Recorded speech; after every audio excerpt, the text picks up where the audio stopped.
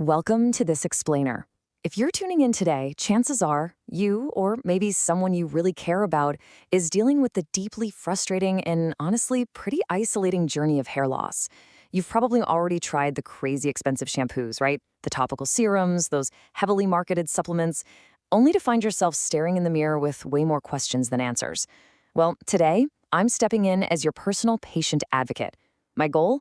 To absolutely validate the emotional toll this takes and to map out the incredibly complex web of medical, hormonal, and nutritional factors that are linked to hair loss. And we're going to do this by looking strictly at peer-reviewed scientific literature. By the end of this, you're going to have a crystal clear, evidence-based understanding to help you advocate for your own health the next time you're sitting in the doctor's office. Okay, let's dive right into this incredibly distressing question. Why is my hair thinning? It's a question literally millions of people ask, but the answers we get are usually pretty incomplete.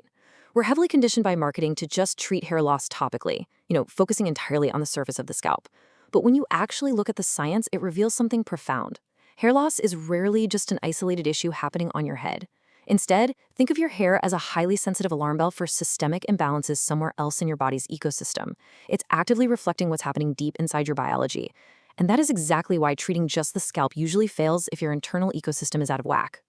To help us navigate these medical findings, we've broken this explainer down into 6 clear diagnostic buckets: the science of hair loss, hormones, PCOS and androgens, the thyroid connection, iron and zinc status, immune disorders and stress, and finally, connecting your symptoms. Let's jump in.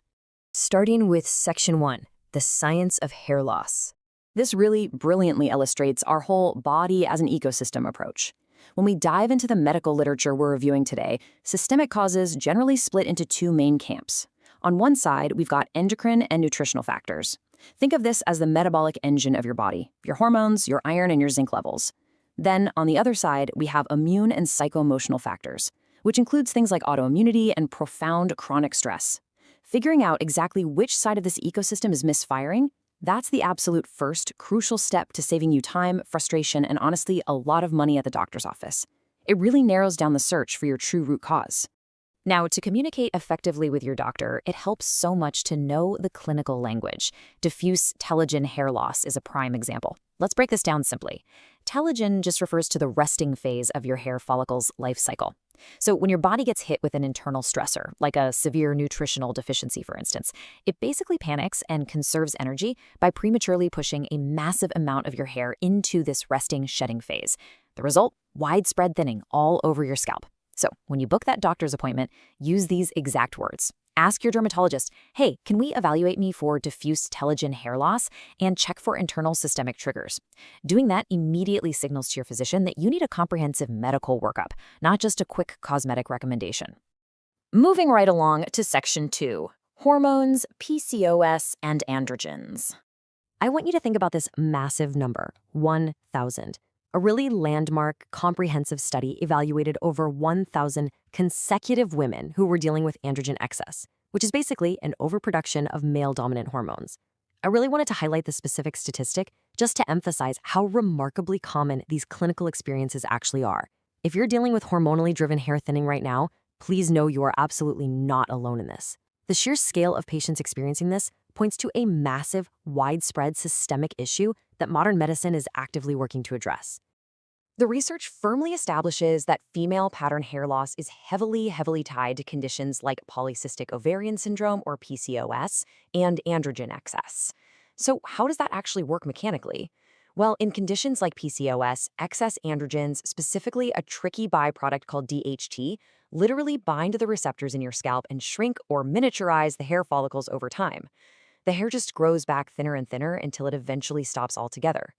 But here's the good news. To support your medical treatment, you can focus on simple, everyday lifestyle habits that balance your blood sugar, since insulin resistance so often drives that androgen production. Things like prioritizing a high-protein breakfast or just getting some regular movement after your meals can really positively impact these hormonal pathways. And crucially, make sure to ask your doctor this exact question. Can we run a full hormone panel to check for androgen excess and evaluate for PCOS? Which brings us to Section 3, the thyroid connection. The absolutely crucial point here is that when we're investigating hormonal imbalances, we've got to look at the neck, specifically your thyroid gland. The literature explicitly details the profound impact that thyroid dysfunction has on various hair disorders. To really get why, you have to know that your hair follicles actually have some of the fastest cellular turnover rates in your entire body. That makes them incredibly sensitive to your thyroid-driven metabolism. So when your thyroid is overactive or underactive, your cellular energy drops, and your hair follicles, they're often the very first things to suffer and just shut down. So please, don't just settle for a basic TSH test at your next physical. Really push your doctor for a complete, comprehensive thyroid panel, including free T3, free T4, and thyroid antibodies, just to make sure you're getting the full picture. Next up is Section 4, Iron and Zinc Status. What's so fascinating about the research here is how clearly it connects your daily dietary choices directly to your hair survival. Meta-analyses consistently link poor iron status, specifically low ferritin, which is basically your body's stored iron, to non-scarring alopecias in women. To naturally support those iron levels, try pairing iron-rich foods like grass-fed meats or spinach with some vitamin C. Honestly, something as simple as squeezing fresh lemon juice over your greens can drastically boost how much of that iron your body actually absorbs. Plus, randomized, double-blind trials show that zinc supplementation can actively affect endocrine outcomes, especially for patients navigating PCOS. Adding simple things to your diet like pumpkin seeds, lentils, or high-quality oysters can make a huge difference in your daily zinc intake. Of course, always have a targeted conversation with your healthcare provider to figure out if formal iron or zinc supplementation is the right move for your specific blood work profile.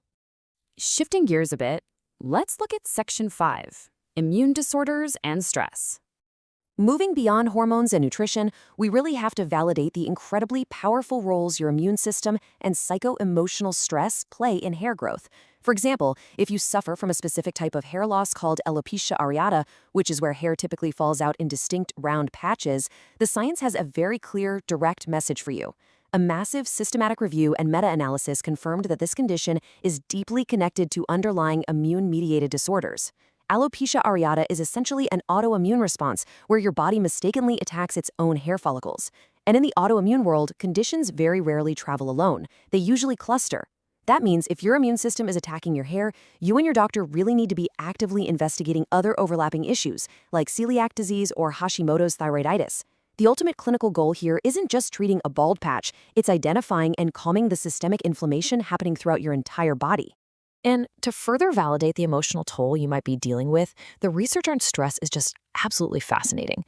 Using advanced mouse models, scientists have literally identified the specific neural mechanisms where psychoemotional stress actively causes hair growth inhibition. Let me be super clear about this. If anyone has ever dismissively told you that your stress-related hair loss is just all in your head, you can point them straight to this science. High stress chemically and neurologically halts hair growth, period. Because of this physiological reality, making time for daily nervous system regulation is so important. Whether that's 5 minutes of deep box breathing, simple somatic exercises, or honestly just taking a daily walk outside without your phone, that is not some trendy wellness luxury. It is a clinical necessity for your hair's recovery. Finally, we arrive at Section 6, Connecting Your Symptoms. Let's bring all these scientific puzzle pieces together into an actionable plan so you can truly advocate for your own health. I actually highly recommend pausing for a second to save this information. Consider it your personal diagnostic cheat sheet. The research maps out exactly how specific internal biological systems correspond directly to clinical hair loss types.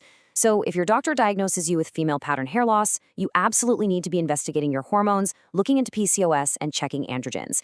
If you're dealing with diffuse telogen hair loss, your focus should immediately pivot to nutritional metrics, specifically checking your iron, your ferritin, and your zinc. And if you're presenting with patchy alopecia areata, your immune system is your primary target. Take this structured map directly to your next medical consultation. Use it to guide the conversation so you don't just leave with yet another prescription shampoo, but with a real, comprehensive plan for a targeted blood panel. As we wrap up this explainer, I want to leave you with a really empowering question based on all this medical evidence.